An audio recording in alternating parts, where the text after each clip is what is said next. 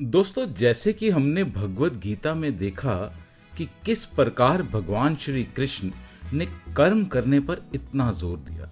हमने ये भी जाना कि ये संसार एक दुखालयम से कम नहीं है। हम जन्म से मृत्यु तक संघर्ष ही करते रहते हैं और अपने कर्मानुसार सांसारिक भौतिक दुख और सुखों को भोगते हैं। भगवान श्री कृष्ण ने ये बात संसार की एक दुखालयम है, यानी कि दुखों का घर है, ये बहुत बार उदाहरण के तौर पर वहां पे जिक्र किया है भगवत गीता में। जैसे कि श्लोक 15 अध्याय 8 में भी उन्होंने यही बात की कि संसार कोई आनंद की जगह नहीं है बल्कि दुखों का घर है। बस हर एक व्यक्ति का दुख अलग अलग प्रकार का हो सकता है। किसी को कम माया का दुख तो किसी को बच्चा ना होने का दुख, किसी का दुख ये कि बच्चा तो है लेकिन उनका ध्यान नहीं रखता, किसी को इस बात का दुख, किसी को बीमारी का दुख, किसी को व्यापार का दुख, किसी को शादी होने का दुख और किसी को शादी ना होने का दुख, और फिर सबसे बड़ा दुख आखिर में बुढ़ापे का दुख। शायद इन दुखों का कोई अंत ही नहीं है। हम देखते हैं कि इस संसार में कई ऐसे लोग हैं जो बहुत गलत कर्म करते हैं फिर भी सुख भोगते हैं। हमारे ही सामने बहुत से ऐसे उदाहरण भी ना जाने कितने हैं कि बहुत भक्ति करने के बावजूद उन्हें पूरे जीवन किसी न किसी दुख का सामना करना ही पड़ता है। सवाल यहाँ पे ये है कि आखिर ऐसा होता क्यों है? क्या इसका कोई भाग्य से कोई कनेक्शन है? क्या इसका ज्योतिष के साथ कोई कनेक्शन है? मैं इसी सवाल का जवाब इस वीडियो के माध्यम से आज आपको कुछ देने की कोशिश करूंगा। दोस्तों, जैसे हम बीमार होने से पहले हम सर्दी लगने पर स्वेटर पहन लेते हैं, ठीक उसी तरह ज्योतिष विज्ञान से हमारे जीवन में इस भौतिक संसार में रहते हुए हम कब और कैसे समय को देखना है उसका एक अनुमान लगाने में कुछ हद तक कारगर है। जब हम बुरे समय का पहले से ही अनुमान हो तो उस बुरे समय के लिए हम तैयार हो सकते हैं।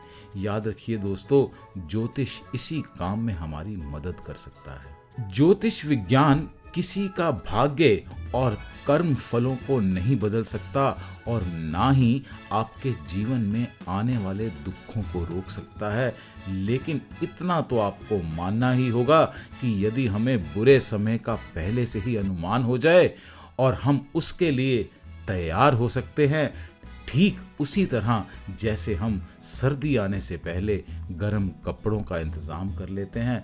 दोस्तों, ये बात मैं इसलिए निश्चित तौर पर कह सकता हूँ कि मैं खुद पेशे से एक इंजीनियर और एक ज्योतिषी भी हूँ और बहुत वर्ष मैंने ज्योतिष विज्ञान का अध्ययन करने में बिताए हैं और कुछ ज्योतिष के बारे में शायद एक सागर में एक बूंद के बराबर, शायद या उससे भी कम ज्योतिष के बारे में मैं थोड़ा ज्ञान ले पाया।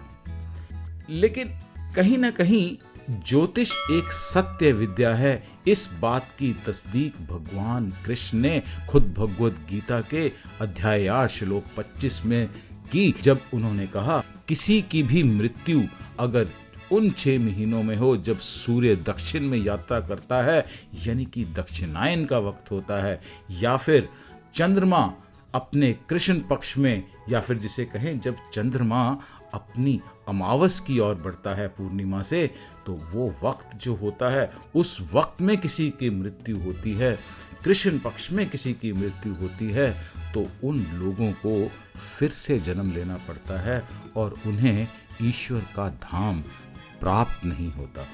दोस्तों, ज्योतिष के अंदर भी सूर्य और चंद्रमा और अन्य ग्रहों के बारे में कुछ इसी तरह से ज्ञान मिलता है, क्योंकि सूर्य और चंद्रमा ज्योतिष के अंदर एक बहुत प्रधान ग्रह माने गए हैं। दोस्तों, जैसे मैंने पहले बताने की कोशिश की कि ज्योतिष आपके कर्म फलों को नहीं बदल सकता, ना ही आपके जीवन में क्या होने वाला है उसे पूरे तरीके से सही बता सकता है।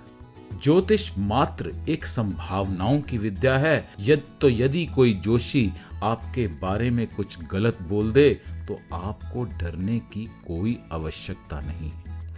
दोस्तों, अच्छा या बुरा वक्त पता करने के लिए ज्योतिष की सहायता ले सकते हैं।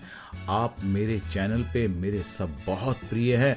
मैं खुद एक ज्योतिषी होने के नाते आप सबको एक सलाह देना चाहता हूं कि ज्योतिष में रेमेडीज भी वही असर करती हैं जो मंत्र जाप या दान से जुड़ी होती हैं। किसी गलत ज्योतिषी के हाथों में पड़कर अपने लाखों रुपए लुटाने की बिल्कुल ज़रूरत नहीं है।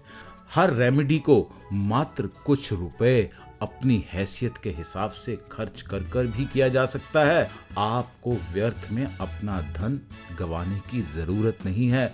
मैं फिर से कहूँगा, कोई भी एस्ट्रोलॉजर रेमेडीज के नाम पर अगर आपका कर्म चक्र या भाग्य बदलने की कोशिश करता है तो मैं आपको बताता हूँ कि वो ऐसा बिल्कुल नहीं कर सकता। ज्योतिष के अंदर कोई भी रेमेडी 1 रुपए में भी की जा सकती है, 1 लाख रुपए में भी की जा सकती है। तो दोस्तों, ज्योतिष में भी ध्यान रखें, व्यर्थ पैसे ना गंवाएं, प्रभु भक्ति के साथ अपना संबंध बना कर रखें। आपको आपके सारे दुख धीरे धीरे वक्त के साथ अपने आप निकलते जाएंगे, या ईश्वर आपको इतनी सहनशीलता देगा कि आप उस दौर से इस तरह निकल जाएंगे जैसे हवा एक जगह से यूं ही निकल जाती है। दोस्तों, हमने तो भक्ति में लीन होना है, हम सिर्फ यही कर सकते हैं। हमारे हाथ में सिर्फ कर्म है, और कर्म का क्या फल है उसका फैसला उस परम शक्ति का ही होता है। उस परम पिता परमेश्वर का नाम का कीर्तन भी करते हैं और कहते हैं, हरे कृष्ण कृष्ण कृष्ण हरे हरे, हरे राम राम राम हरे हरे। हरे कृष्ण।